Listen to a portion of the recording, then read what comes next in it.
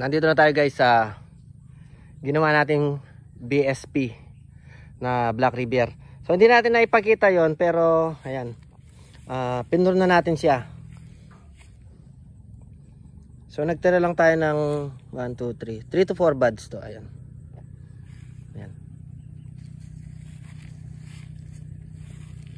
Almost 2 meters yung haba ng kada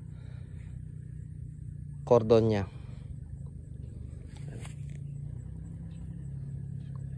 Tapos itong naunang dating naka-overhead natin. Ito. Yan. So ang gagawin na natin yan is puputulin na natin siya dito siguro. Lalagarin na natin. Para makonsentrate na lang yung pagbubunga niya dito sa bago nating cordon. So kukuha lang tayo ng lagari at lalagarin natin to. Tapos papakita natin yung resulta niya.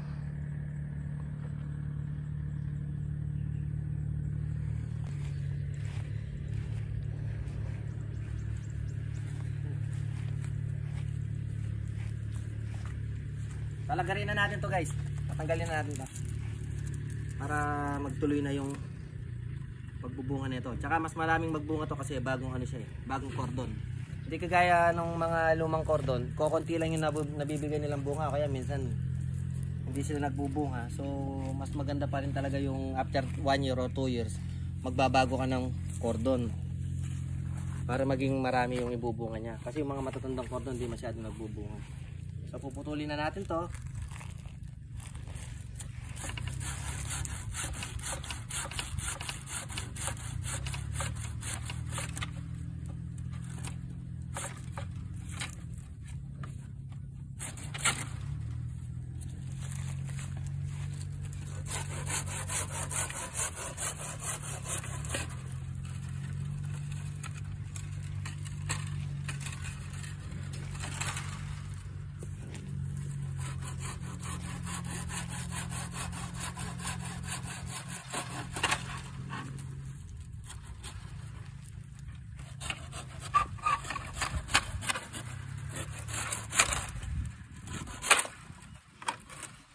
So ito itatanim natin to sa bahay. Tatry natin patubuhin ulit. Pwede pa naman to eh. So abang-abang lang tayo sa napuro natin na BSP. Yun lang guys. Thank you.